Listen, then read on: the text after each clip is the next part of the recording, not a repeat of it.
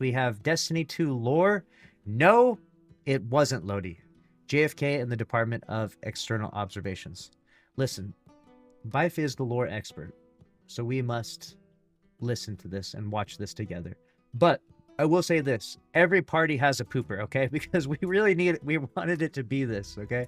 We wanted it to be this crazy conspiracy theory, or at least the Destiny community, whether they thought they wanted it or not. Everyone seems interested in that. I'm hoping that it's more interesting than that. I'm hoping that it's not just, yeah, you guys are all dumb. The video, right? We shall see. Bife is a Fed. Oh yeah, he's like Bife is in deep state or whatever. Yeah, Bife is a deep state federal agent. Greetings, Guardians. My name is Bife here. Well, little did I know that this would be something I was talking about here on the channel, but here we are. Massive spoiler warning right at the top for those of you who want no spoilers for Edge of Fate, and in particular, no spoilers for the Edge of Fate Collector's Edition. We're going to be looking into some of its contents today and doing a little analysis. So with that disclaimer out of the way, let's begin. There is a lot of cool stuff to break down in these pages, but I figured it would be best to go topic by topic in order to understand it all. So, in a very particular order, we're going to be talking about the following: the Department of External Observations, or DEO, and their shorthand cipher, the possible identity of Lodi, the JFK mystery, and why I think we don't have enough evidence to convict Lodi. You'll understand that in a moment. And the DEO's discovery of something that seems to be the Traveler. Also, because I don't have my own Collector's Edition lore books in just yet, I went ahead and used the pages that had been scanned onto a post from r/raid secrets. Thanks to IM4VT for posting all of these lore scans on the subreddit. I'll link their original thread down below in the description if you want to check it out for yourselves. Please go ahead and give them some upvotes.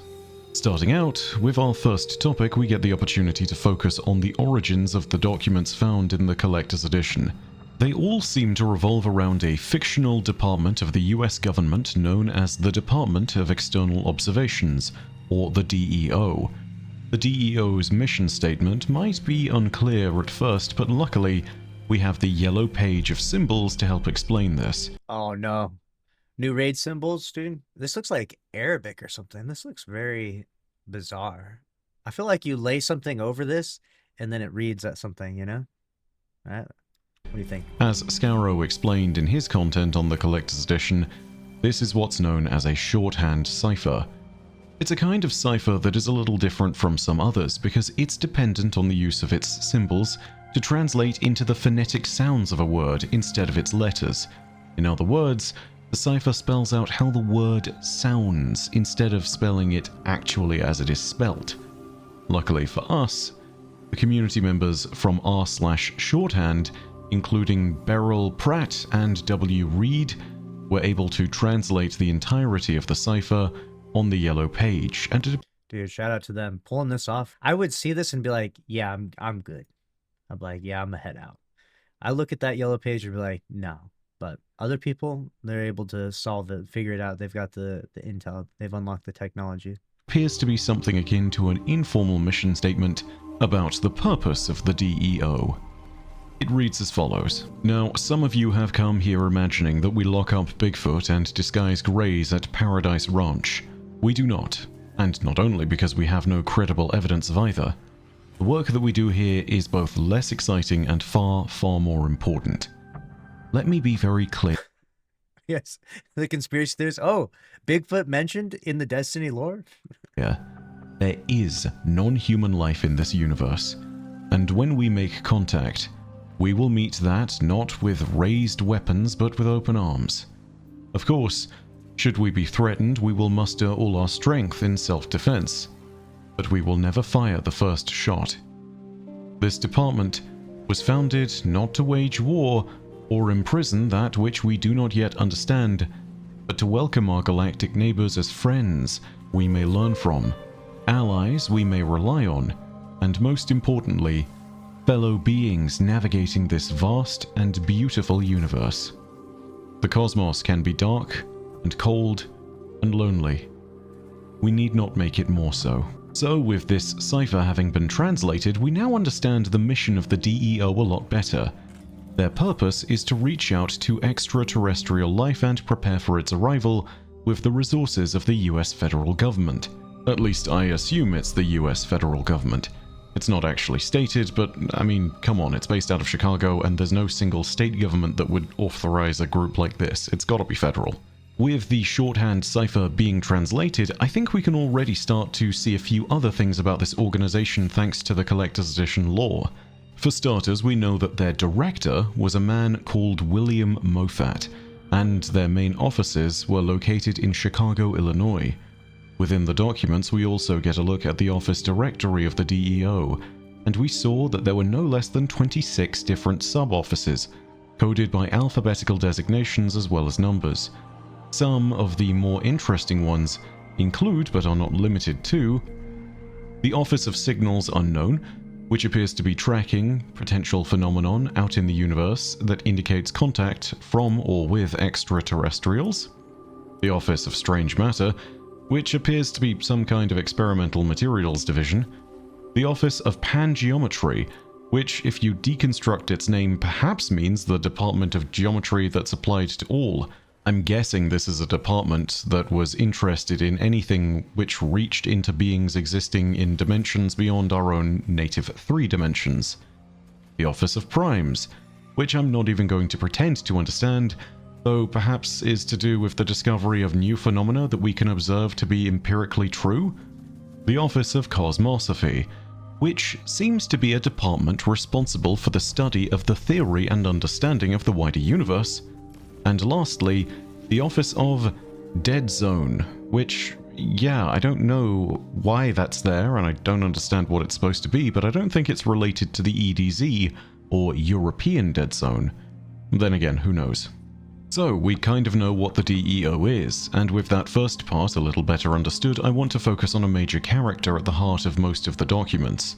One Mr. Louis Yrow, or perhaps Mr. Louis Yrow, depending on your pronunciation of Louis. Also, Yrow? Yrow? Is that a Pathways Out of Darkness / Marathon reference? I think I see it. To cut to the chase, I think that here on these pages, we've found our Lodi. As you read through the Collector's Edition and see more of their own notes, you start to see that they have an absolute ton of notes about vivid dreams that they're experiencing on a regular basis. Dreams where they supposedly see the future and communicate with strange figures. There are a lot of theories going around that state that Lodi is going to be the next emissary of the Nine now that Orin has left her post. And with some of the stuff here, a lot of that is going to start to make a lot more sense. So before we jump to that conclusion, what do we know about Mr. Louis Yrow? First of all, he appears to be a polyglot and a linguist. Quick note on that very fun word, polyglot, by the way. Polyglots are people who understand and use multiple languages. Linguists are a little bit different because they're actually involved in the study of languages in a more structural and scientific sense. Linguists are often polyglots, but not every polyglot is technically a linguist. I think it would be fair to say that Mr. Yrow is both. We can tell that based on our first document in the packet, which has a letter from William Moffat addressed to Mr. Louis Yrow, which states, "I enjoyed our conversation after your presentation at the Linguistics Society of America last year, and I believe your expertise in analyzing and integrating novel languages will be of great use to our work here at the department." This seemingly confirms that Mr. Louis Yrow is indeed a linguist, given that he's got the studying part down. But that also seems to imply that him being a polyglot isn't technically out of the possibility. It'd be kind of weird if he wasn't at this point. After all, it literally is part of his job, it comes with the territory. Next, we have something really strange. It's a little note about how employees at the DEO are supposed to sort their parking.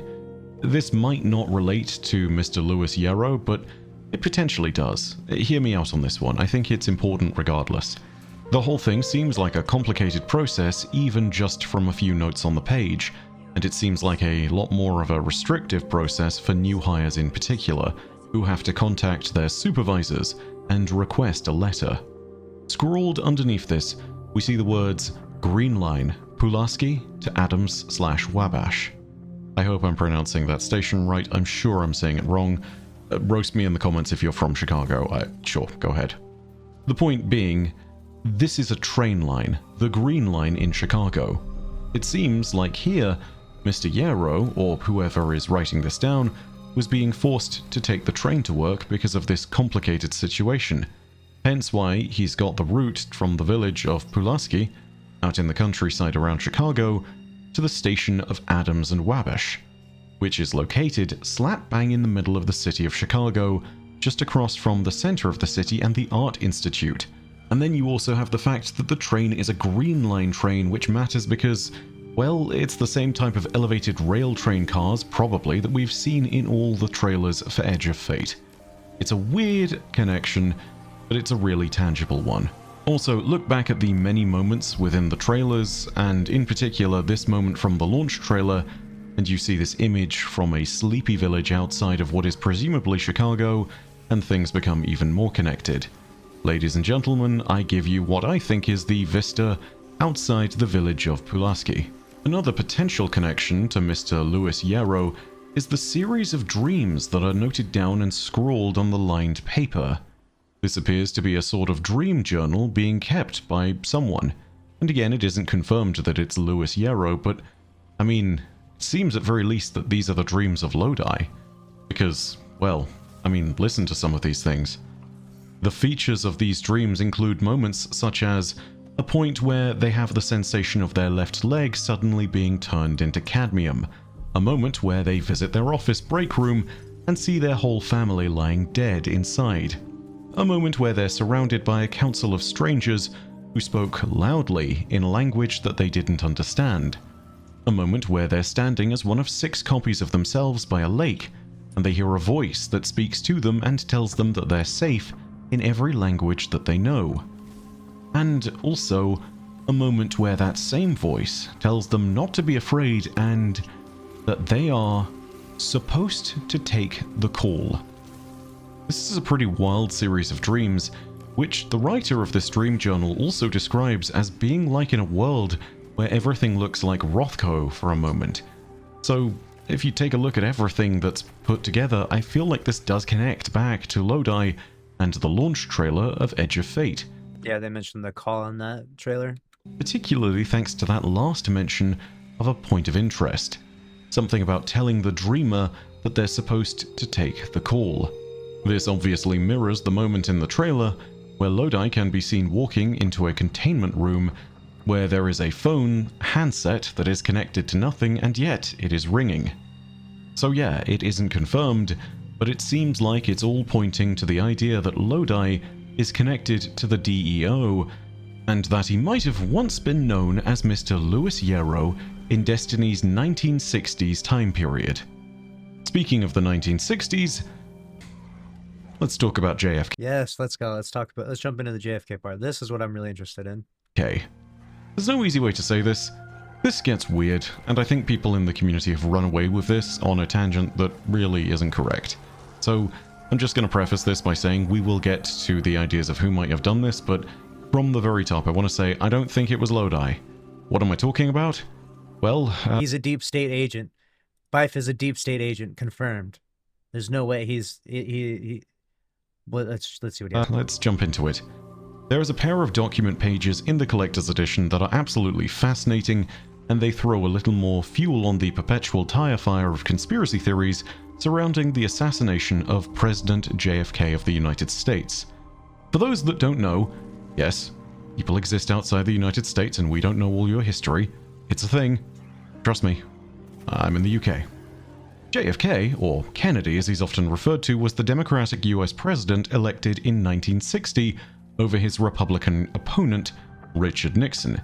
Yes, that Richard Nixon. The most notorious event of Kennedy's presidency is by far his assassination in his presidential motorcade as it was passing through Dealey Plaza in Dallas, Texas on November 22nd, 1963. It was Lodi with the Graviton Lance.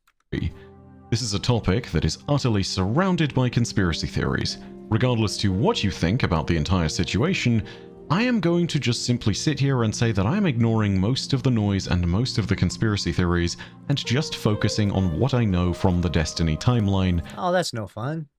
because that's what we're actually talking about. In particular, the 2 document pages linked to this topic offer some wild possibilities for the fictional assassination of JFK.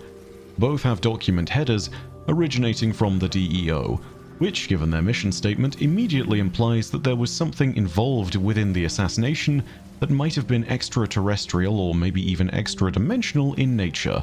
So yeah, we're already off to a really weird start. The first document discussed another important moment in time that is only being referred to as the incident. Well, the first half of it is redacted in black ink, so it's really the blank incident. But you get my drift, I'm just going to call it the incident from now on. Readings from something to do with some kind of disrupted stability are being measured in comparison to the readings from Dealey Plaza, and being judged as inconclusive. Apparently, there was some unique kind of weaponry and energy sources present at the location of the incident. The documentation makes notes about the fact that no conclusive link can currently be found between the evidence from the scene of Kennedy's assassination and these weapons and energy sources found at the location of the incident. It's weird to even bring this up in any fictional context without a clear signpost pointing somewhere else, so it makes me think that, yeah, whatever the incident was and whatever the assassination was, the two of them were linked somehow. Things only get weirder when you look at the next page, where the report notes that someone whose name is redacted has testified on the nature of what appears to be an autopsy of the murdered president. The examination was being performed by someone within the DEO, and they stated that whilst there was clearly a disruption within the cranial tissue that isn't too surprising for someone who's been suffering a gunshot to the head, there was something weird about that disruption. Closer examinations revealed subtle patterns of the disruption within the brain tissue that might have come from the weapon's ammunition. What's even more curious is that instead of expelling the mass of the brain as one might expect, the tissue was instead being momentarily pulled into the projectile as it passed through the brain before being expelled outward. That's what we're talking about. The graviton lance, right? It creates a black hole. If this turns out to be Destiny 2's own community conspiracy theory, and that's it, this is going to be so funny. Everyone's going to feel so dumb. But it's interesting, though. It is an interesting story, I guess, or to tie into Destiny 2's lore, right? So, yeah, that is really weird. This weapon's ammunition probably had its own force of attraction, or perhaps gravity. There's the mention, of course, of the Cold War nemesis of the USA thanks to the mention of a single word, Moscow, implying that there was the possibility for the USSR to be amongst the culprits of the attack. And maybe that isn't surprising. I mean, think about it. This is 1963, the year in which Kennedy gets assassinated. And 1 year prior, 1962, what happens? Oh yeah, it's the time of Premier Khrushchev of the USSR, and Fidel Castro of Cuba, and oh yeah, it's the Cuban Missile Crisis. So I mean, it's not surprising. Moscow was going to be on the list of potential suspects. There are, however, other mentions. Mentions of a single facility being put under continual lockdown, and then some notes on the documentation from that unnamed facility. This is all kept very vague because of the fact that there is just so much black ink on the page redacting things. However, what we do learn is that the documents recovered from this facility included blueprints for something that suggest that a group has succeeded in containing material comparable to the DEO's own strange matter. What is said strange matter? You're thinking Lawrence Driver? Keep in mind, strange matter was one of the departments that was listed on the DEO's directory. What strange matter is actually dealing with is unclear, but it appears to be some kind of materials science. Whether this is to do with quarks or whether it's to do with something that's larger isn't known. It does give me a few reminders though, and this is where I want to put out a theory. I want to remind everyone that this is not canon, this is not guaranteed, this is just an idea which I think is potentially a link. And I think it's a link to this small section of black ink here.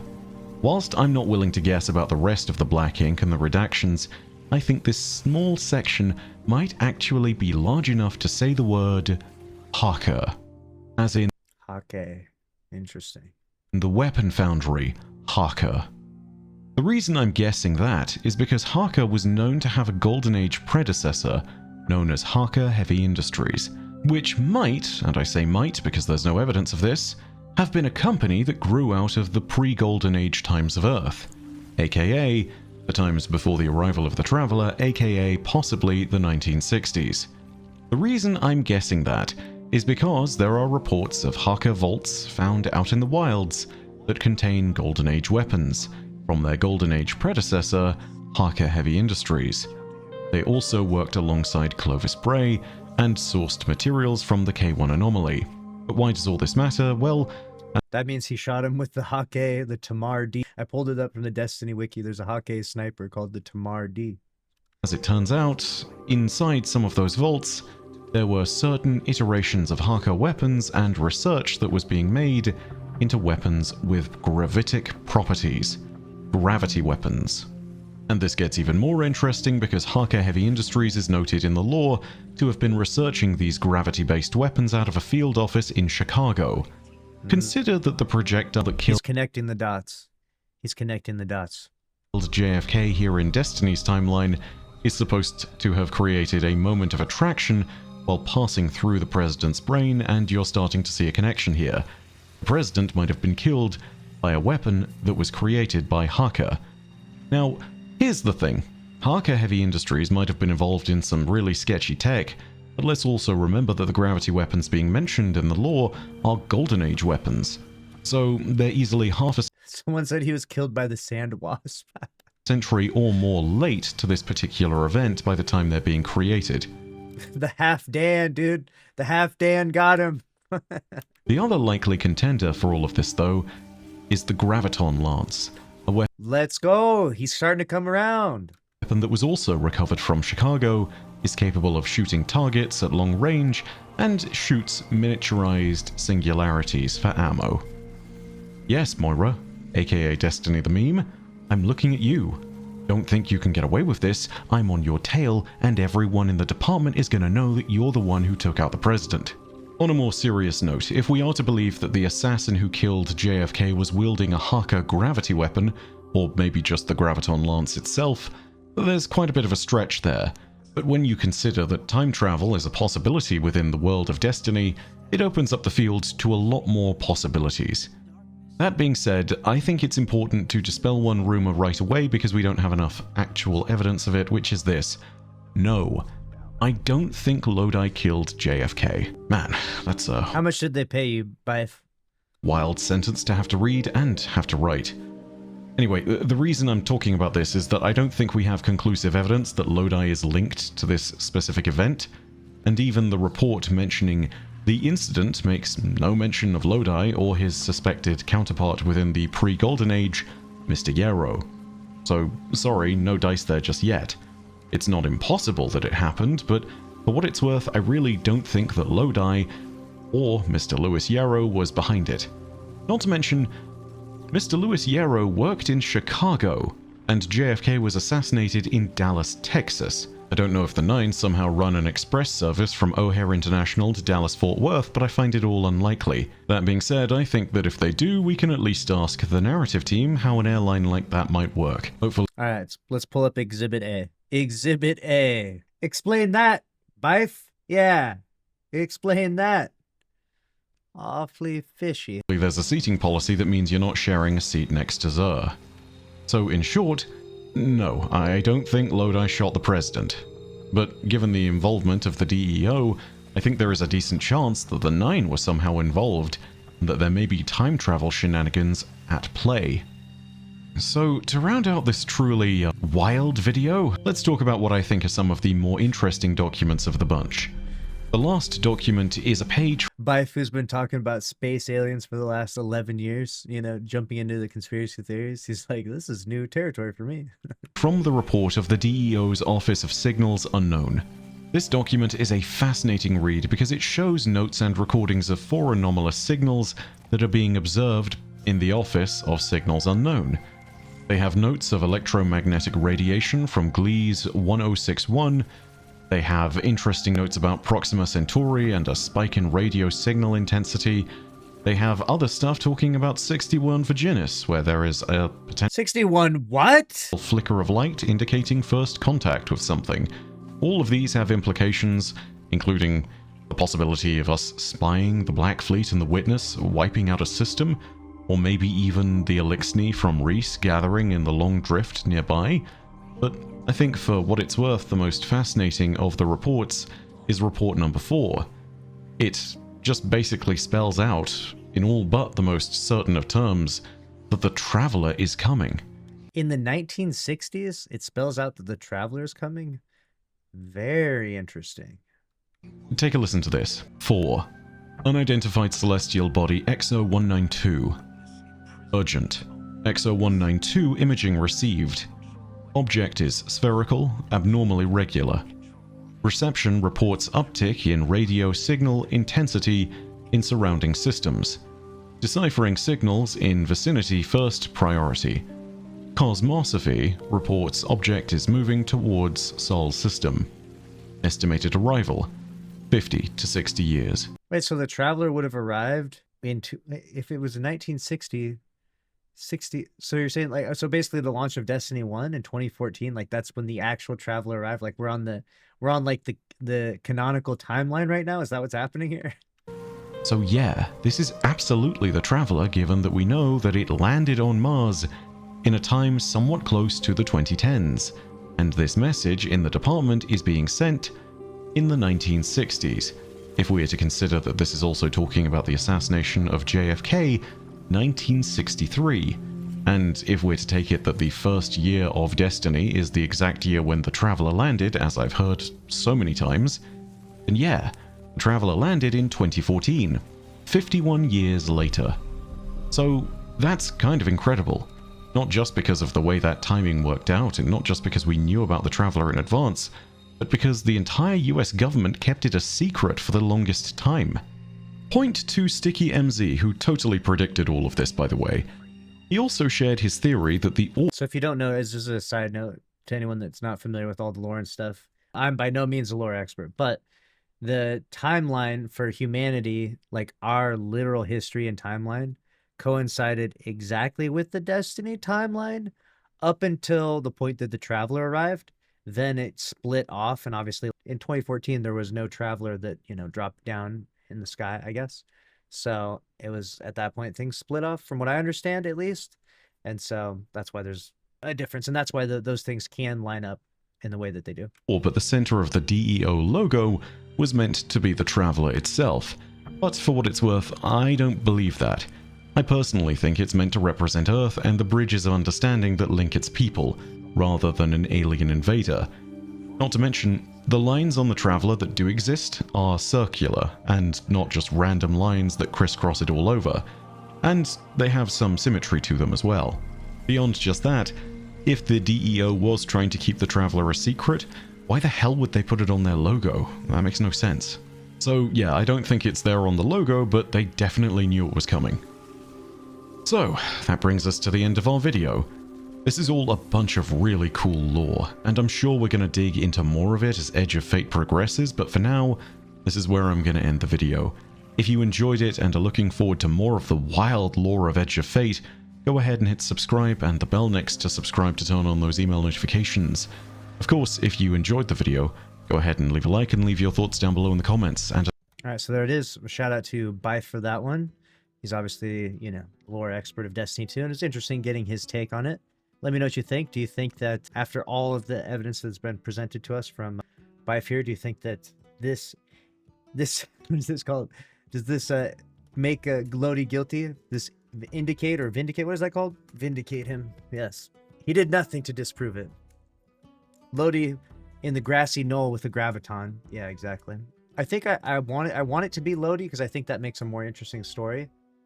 But yeah, we might be connecting the dots a little prematurely. We might be connecting the dots in a way that maybe Bungie isn't leading us to. But it's easy to see how we get there, right? With the JFK assassination mentioned. Okay, Graviton Lance is from Chicago. It's got some mysterious origins to it. Black hole is involved with it, right? I could see where the dots could be connected. Hopefully Bungie is cooking up an absolutely crazy narrative. It's starting off strong, all right? All you need to start off in the narrative with the Edge of Fate is interest. You need to pique interest. And you've done this, and you've done this well, Bungie. Let's continue this note, okay? We've been roasting Bungie left, right, and center for all the things that they mess up on, all right? Everyone's quick to, you know, throw a punch at Bungie. And rightly so. They deserve a good amount of criticism for a lot of the stuff that's been going on. But this is something that's actually, it's going well, I would say. The narrative and the narrative buildup, the anticipation is there. A lot of people are really interested. Let's hope that Bungie delivers an incredible narrative that is really compelling and really interesting for the post-Final Shape saga. Because we're starting a whole new saga, right? We need to start off on a strong foot here. We don't want to start off falling flat on our face. That would be an awful way to start things. But that's a wrap on this one, though. Make sure you subscribe to the channel, smash the like button, and we'll see you in the next one. Later.